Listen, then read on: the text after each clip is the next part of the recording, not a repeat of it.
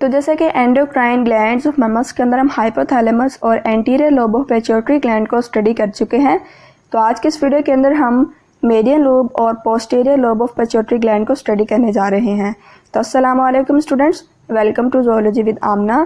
तो चलिए आज के इस वीडियो को स्टार्ट करते हैं।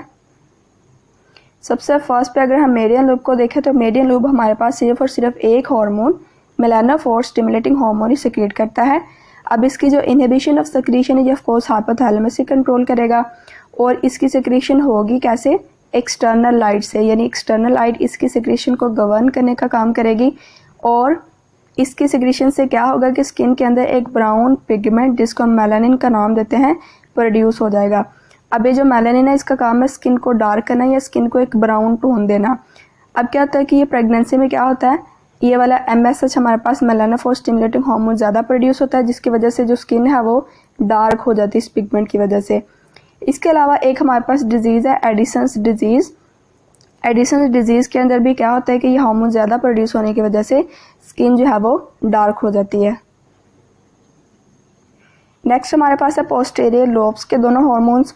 अब फर्स्ट पे हमारे पास है एंटी डायरेटिक हार्मोन जिसको हम वैसोप्रेसिन का भी नाम देते हैं। अब इसकी जो सिक्रीशन है ऑफ कोर्स ये कैसे आगे प्रोड्यूस होगी, एक तो अगर ब्लड प्रेशर में डिक्रीज आ गया है, ब्लड वॉल्यूम या फिर osmotic pressure of the blood में अगर डिक्रीज है तो क्या होगा कि एंटी डायरेटिक हार्मोन के जागे सिक्रीशंस है ये स्टिमुलेट हो जाएंगी। अब ब्लड के अंदर क्या होगा कि जैसे ADH की सिक्रीशन जो है वो इंक्रीज होगी तो वाटरी एब्जॉर्प्शन का जो रेट है डिस्टल पार्ट ऑफ नेफ्रॉन में वो भी इंक्रीज हो जाएगा।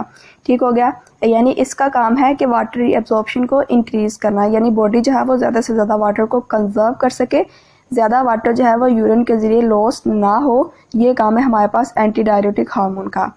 अब अगर ये हार्मोन जो है ये कम प्रोड्यूस हो रहा है, इसके लैक में क्या होगा कि हमारे पास एक सिचुएशन क्रिएट हो जाएगी जिसको हम डायबिटीज़ इंस्पायर्स का नाम देते हैं। अब डायबिटीज़ इंस्पायर्स में क्या होगा, एक तो पेशेंट को जो है वो बहुत ज़्यादा थर्स्ट लगेगी, यानी उसको बहुत ज़्यादा प्यास लगेगी और इसके अलावा काफ़ी सारा डाइल्यूट यूरिन वो प्रोड्यूस करेगा, यानी वाटर की जो है वो काफ़ी सारी क्वांटिटी जो है वो यूरिन के ज़रिए वेस्ट हो जाएगी। नेक्स्ट हमारे पास हार्मोन है ऑक्सीटोसिन। तो ऑक्सीटोसिन जो है ये हमारे पास रिलीज़ होता है सर्विक्स की रिलैक्सेशन से, यानी चाइल्ड बर्थ जब होनी है तो चाइल्ड बर्थ में डिस्टेंशन और सर्विक्स से ये रिलीज़ होगा। इसके अलावा प्रोजेस्टेरॉन लेवल जैसे ब्लड के अंदर डिक्रीज होना स्टार्ट होंगे तो ऑक्सीटोसिन आगे जो है वो रिलीज़ हो जाएगा।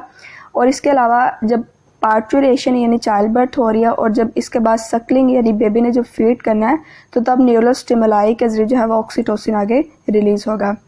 अब इसका जो प्राइमरी एक्शन है ये स्मूथ मसल्स पे होता है चाइल्ड बर्थ में और इसके अलावा ये milk ejection from the mammary gland से भी निकलने का रिस्पॉन्सिबल है। तो स्टूडेंट यदि आज की वीडियो अगर आपको इसमें से कोई क्वेश्चन है कन्फ्यूजन है तो आप मुझे कमेंट के अंदर पूछ सकते हैं। अगर आपको वीडियो अच्छी लगे तो मज़ीद इन्फॉर्मेटिव वीडियोस के लिए चैनल को सब्सक्राइब करें। नेक्स्ट वीडियो तक के लिए अल्लाह हाफिज़।